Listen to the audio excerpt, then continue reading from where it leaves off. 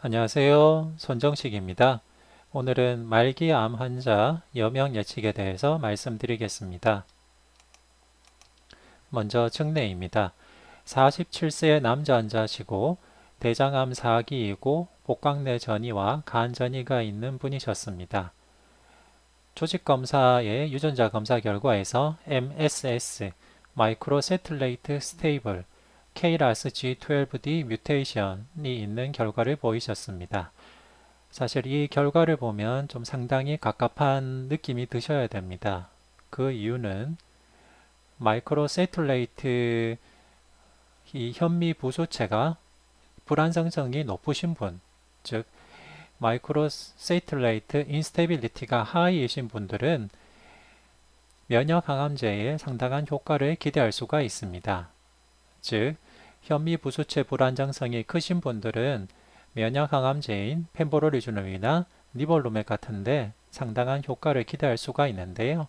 현미 부수체가 안정적이신 분들, MSS 상태이신 분들은 면역 항암제에 별다른 효과를 기대할 수가 없습니다. 그리고 KRAS G12D 뮤테이션이 있으신 분은 표적 항암제를 사용할 수 없는 군이라고 보시면 되겠습니다. KRAS 뮤테이션은 여러 암종에서 흔히 동반되는 뮤테이션에도 불구하고 올해까지는 효과적인 표적 항암제가 없었습니다. 그런데 작년에과 올해 발표된 연구 결과 KRAS G12C 뮤테이션에 효과적인 약제가 개발이 되었고 현재 FDA의 인정을 받을 것 같습니다. 소토라십이라는 약이고요. 소토라십은 KRAS G12C 변이가 있는 폐암 등의 효과를 보였습니다.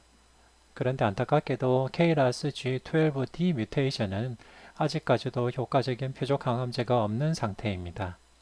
따라서 MSS KRAS G12D 유전자 검사는 이분이 면역 항암제를 기대하기 힘들고 표적 항암제의 효과도 기대하기 힘들다라는 것을 의미합니다.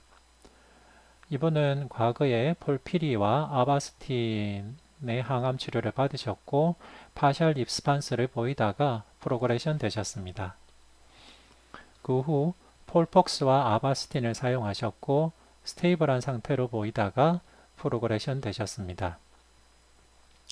마지막으로 젤로다를 팔리에티브 케모로 받고 계신데 계속 질병이 진행하고 증상이 악화되고 퍼포먼스가 떨어지는 양상을 보이셔서 연명의료 계획서 작성을 위해서 오시게 되셨습니다. 이분은 키가 167cm에 56kg, 식욕부진, 복부 통증, 하지 부종, 거동과 일상생활에 불편한 것을 호소하셨습니다. 통증은 면밀하게 히스토리 테이킹을 하고 오피오이드를 적절하게 사용해서 충분하게 조절이 가능했습니다.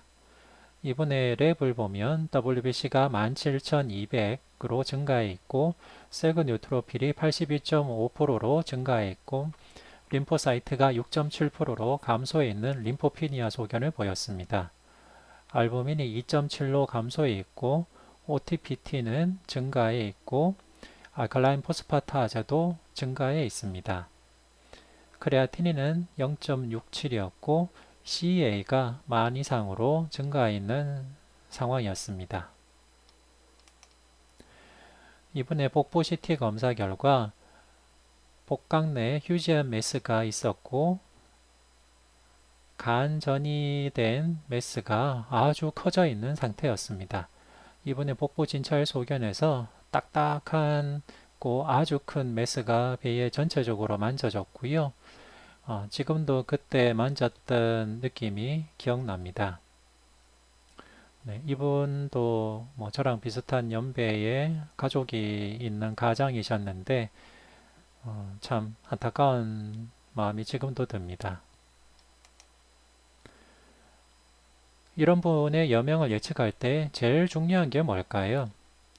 네, 제일 중요한 거 하나만 꼽으라면 퍼포먼스 스테이투스입니다. ECOG 퍼포먼스 스테이투스가 제일 널리 쓰이는데요.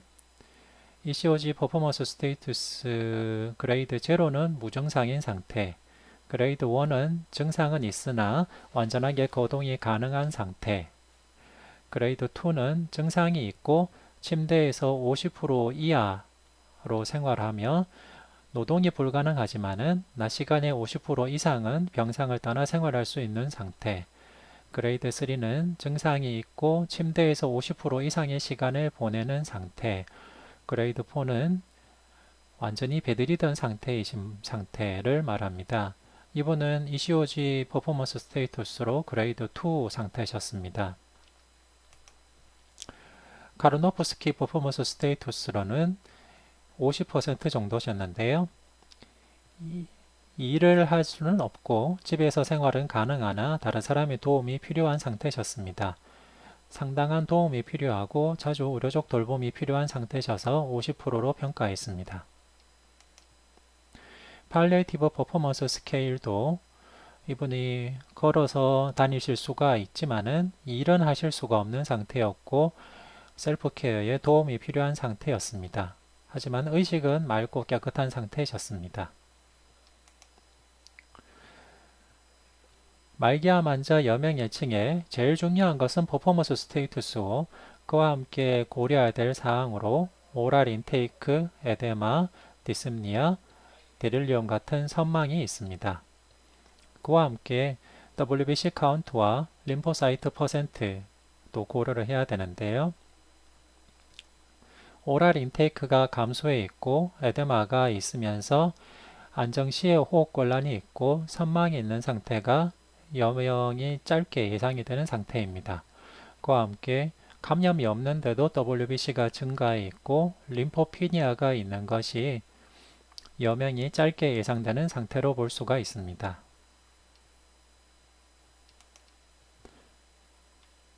뉴트로필 림포사이트 레이쇼도 중요한데요. 즉 림포피니아가 나쁜 예후, 짧은 여명을 예상하는 데 중요한 요인입니다.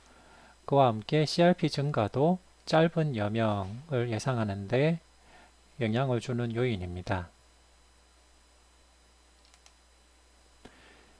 전체적인 퍼포먼스 스테이투스를 평가해서 서바이벌을 프리딕션하는 툴들을 모아놓은 것이 predictsurvival.com이라는 사이트입니다. 여기에 앞서 말씀드린 직내의 환자분을 데이터를 넣어봤습니다. 제가 진찰했을 당시에는 이분이 이미 통증과 림페데마가 있으시고 계속 프로그레션하는 상태였기 때문에 저는 여명을 약 3개월에서 6개월 정도로 예상을 했었습니다.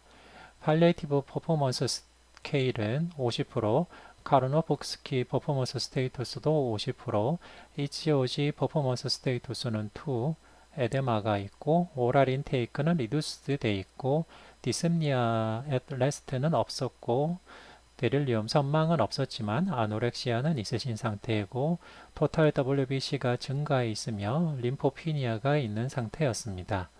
이런 상태를 종합적으로 보면 팔리에이티브 프로그노스틱 인덱스로 보면 여명이 약 한 달 이내로 예상이 되고 팔리에이티브 퍼포먼스 스케일로 보면 여명이 약 한 달에서 두 달로 예상이 됩니다. 카르노프스키 퍼포먼스 스테이투스로 봐도 여명이 약 두 달에서 세 달 정도 예측이 되는 상태입니다. ECOG 퍼포먼스 스테이투스는 여명이 약 세 달에서 100일 정도입니다. 이렇게 말기암 환자의 예후를 예측하는데 여러 가지 툴들이 있는데요. predictsurvival.com에는 이런 예후들을 종합적으로 모아놓은 결론을 얻을 수가 있습니다. 기억하셔야 될 것은 말기암 환자의 여명에서 제일 중요한 요인은 퍼포먼스 스테이투스고 그와 함께 오랄 인테이크, 에데마, 안정시 호흡곤란, 선망, WBC 증가, 림포피니아가 예후에 영향을 주는 요인이다 라는 것을 참고로 기억하셨으면 좋겠습니다.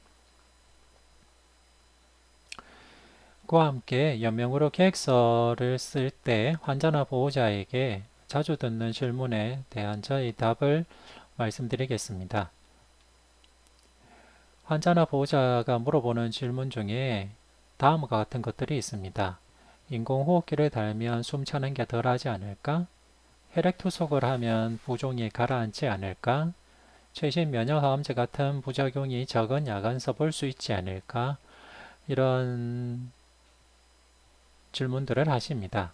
왜냐하면 연명으로 계획서를 쓰다 보면 인공호흡기나 혈액투석이나 추가적인 항암 치료 같은 거를 하지 않겠다는 내용이 나오기 때문입니다. 환자나 보호자의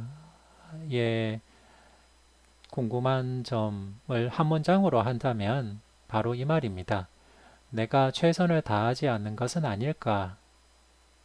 제가 느끼기에는 이 마음이 한구석에 있어서 연명으로 계획서를 쓸 때 항상 마음에 걸리고 고민하셨던 것 같습니다. 환자분이 내 부모나 내 형이나 뭐 오빠나 이렇다면 내가 내 가족의 건강과 생명에 대해서 최선을 다하지 않는 것은 아닐까 하는 마음의 짐이 있을 수 있겠고, 환자가 본인이라도 내가 최선을 다하지 않고 내가 너무 일찍 포기하는 건 아닐까 하는 생각을 하는 경우가 꽤 있었습니다. 저는 보통 이렇게 설명했습니다. 인공호흡기를 달면 숨 차는 게 덜하지 않을까? 그런데 말기 암 환자가 인공호흡기를 다는 상태는 어떤 것일까요? 말기 암 환자가 인공호흡기를 다는 상태는 대부분 의식이 없는 상태입니다. 그리고 인공호흡기를 다는 상황을 생각해 보시면 상당히 고통스러운 상황이라는 것을 겪어보신 분들은 잘 아실 겁니다. 그리고 인공호흡기를 단다는 것은 중환자실에 들어간다는 뜻이고, 그렇다면 가족을 만나기 힘들고 호스피스에 갈 수 없고 혼자서 임종을 맞아야 될 가능성도 있다는 뜻입니다. 혈액투석도 비슷한 건데요. 암성 복수 림프 부종 등 몸이 부어 있는데 혈액투석을 하면 부종이 가라앉지 않을까라고 생각하실 수가 있습니다. 그런데 암성 복수나 림프 부종은 혈액투석을 한다고 해도 호전이 되지는 않습니다. 혈액투석을 하게 되면 침상에 누워있는 시간이 더 많아지고 고통을 더 느끼게 될 수도 있고, 그리고 호스피스에 갈 수 없는 경우가 대부분입니다. 최신 면역항암제 같은 부작용이 적은 약은 써볼 수 있지 않을까 생각하실 수가 있는데요. 환자 암의 조직학적 소견이나 전반적인 상태에 따라서 다를 수 있지만은 앞서 말씀드린 증례의 환자는 면역항암제나 표적항암제를 쓸 수 없는 상태입니다. 그리고 환자에게 필요한 최선의 치료는 이미 받았던 경우가 거의 대부분입니다.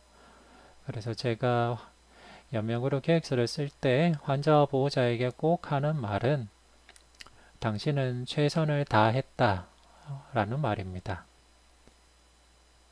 그게 환자가 본인이든 환자가 부모든 가족이든 최선을 다하셨고 애를 많이 쓰셨고 고생하셨다. 이제는 사람의 손을 떠났고 하늘에 맡길 수밖에 없는 상황이다. 하지만 우리는 이분을 고통을 덜어드리고 증상을 줄여드리고 가능한 깨어있는 상태에서 가능한 고통스럽지 않고 의미 있는 시간을 보낼 수 있도록 최선을 다하겠다 하는 메시지를 전달해 드리는데 애를 썼었습니다. 하지만 결론적으로는 당신은 최선을 다했다 라는 것이 제일 중요한 메시지였던 것 같습니다. 연명으로 관련 상담의 주요 이슈로 보면 의료인 측에서는 이분이 말기인가 임종기인가가 중요한 이슈인데요. 말기는 판단이 어렵지 않습니다만 임종기 판단은 의사마다 갈릴 때가 있습니다. 하지만 이것은 주치의도 몇 번 겪어보다 보면 충분히 경험하고 깨달을 수 있는 것이라고 생각이 되고요. 환자와 가족 측 이슈는 환자의 의사결정 능력, 환자가 자기 스스로 자기가 말기 상태이고 연명으로를 받지 않겠다고 충분히 이해하고 결정을 내릴 수가 있어야 되는데요. 환자가 제대로 이해하고 결정을 내릴 수 있는 상태인가? 환자가 그런 의사표현을 할 수 없다면 가족 중 누가 어떻게 몇 명이서 이렇게 결정을 내릴 수가 있는가? 이런 것들이 여러 가지 어려운 문제가 될 수가 있습니다. 그리고 의사와 환자 가족, 환자나 환자 가족이 의학적 판단과 환자 가족의 요구가 다를 때도 여러 가지 논란과 어려움들이 있을 수 있는데요. 이 모든 문제를 해결할 수 있는 아주 좋은 방법이 있습니다. 그것은 바로 자기가 미리 결정지어 놓는 겁니다. 즉, 사전 연명의료 의향서를 작성해 놓는 것이 좋은데요. 모든 성인은 사전 연명의료 의향서를 작성할 수가 있습니다. 인터넷에 검색해 보시면 사전 연명의료 의향서를 작성할 수 있는 기관들이 있으니까 거기서 작성하실 수가 있고요. 사전에 이렇게 쓸 수 없었다고 하면 처음 말기 진단을 받은 상태에서 본인이 의식이 있고 제대로 된 판단을 할 수 있을 때 연명으로 계획서를 작성하는 것이 최선입니다. 네, 저에게 찾아왔던 이 47세 남자 환자처럼 본인이 거동할 수 있고 자신이 합리적으로 이상적으로 결정을 내릴 수 있을 때 연명으로 계획서를 작성하는 것이 모든 문제를 해결할 수 있는 아주 좋은 방법이고요. 만약 사전 연명의료 의향서도 없었고 연명의료 계획서도 없었다면 자신의 뜻을 확인하고 예측하기 힘든 상태로 가족 내에서도 이견이 있을 수 있고 의료진 안에서도 이견이 있을 수 있고 참 어려운 문제가 됩니다. 결론은 사전에 본인이 의지로 계획서 작성을 하는 것이 제일 중요한 것이었다고 느낍니다. 그리고 연명으로 계획서를 작성하면서 좀 더 조기에 팔리에이티브 케어를 받으실 수가 있고 조기에 팔리에이티브 케어를 받으시면 의료 비용이나 거기에서 또 그와 함께 환자가 겪을 수도 있는 여러 가지 고통, 괴로움들 이런 것들을 전체적으로 줄이고 몇몇 연구에서는 환자의 예후에도 도움이 됐다라는 연구 결과가 있었습니다. 결과적으로는 사전에 사전 연명으로 의향서와 연명으로 계획서를 작성한 것이 모두에게 좋은 결정이 될 것입니다. 네, 이상 경청해 주셔서 감사합니다.